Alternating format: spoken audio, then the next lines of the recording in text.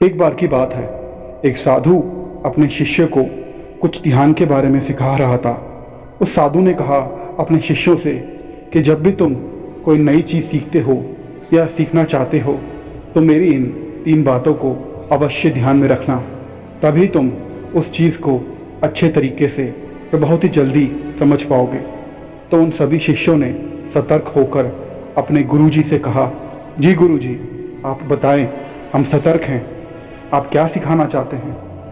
उन गुरुजी ने कहा कि जब भी तुम कोई नई चीज़ सीखते हो या सीखना चाहते हो, सबसे पहले इन 3 गलतियों को पूरी कोशिश करके मत करना। पहली गलती जो लोग अक्सर करते हैं, जब भी कोई नई चीज़ किसी गुरु से या किताब से सीखते हैं तो उस चीज़ को ऐसे सुनते हैं जैसे कोई मटका बारिश में उल्टा पड़ा हो। उल्टे मटके की तरह मत सुनना, ये हम सब की पहली गलती होती है। तो शिष्यों ने कहा, गुरुजी, उल्टे मटके की तरह मत सुनना, इसका अर्थ क्या हुआ। तो गुरुजी ने कहा, मैं आपको बताता हूँ इसका अर्थ क्या हुआ। जैसे बहुत तेज़ बारिश हो रही हो और कुछ लोगों ने मटके बाहर रखे हों ताकि उसमें पानी भर जाए, मगर उनमें से एक मटका ऐसा रखा हो जिसका मुंह नीचे की तरफ हो, मतलब जो उल्टा पड़ा हो, तो क्या उसमें पानी भरेगा। शिष्यों ने कहा, नहीं गुरुजी, उसमें तो पानी बिल्कुल भी नहीं भरेगा, उसमें तो एक बूंद भी नहीं जाएगी और बाकी सारे मटकों में तो पूरा पानी भर जाएगा। तो गुरुजी ने कहा, बस ऐसा ही है, जब भी तुम कोई नई चीज़ सीखते हो, जो गुरु का ज्ञान होता है, जो किताबों से हमें ज्ञान मिलता है, ऐसे मत सुनना कि तुम्हारे अंदर कुछ जा ही नहीं रहा। मुझे पानी, बारिश का वह ज्ञान है, जो मटका है वह हमारा मन है। हमारे मन के अंदर ज्ञान जाना चाहिए। मगर कुछ शिष्य और कुछ लोग ऐसे होते हैं जो उल्टे मटके की तरह होते हैं। कितनी ही बारिश हो, कितना ही ज्ञान हमारे गुरु हमें दें, मगर उनके मन में कुछ भी प्रवेश नहीं करता।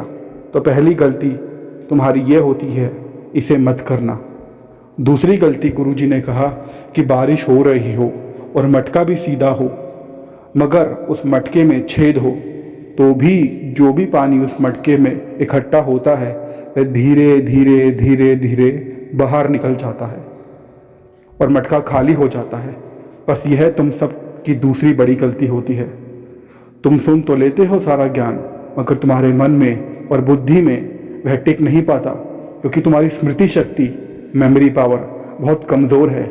इसलिए जो भी ज्ञान तुम सुनते हो वह उस मटके की तरह जो भर तो गया हो परंतु उसके अंदर छेद हो। बस ये तुम्हारी दूसरी गलती है।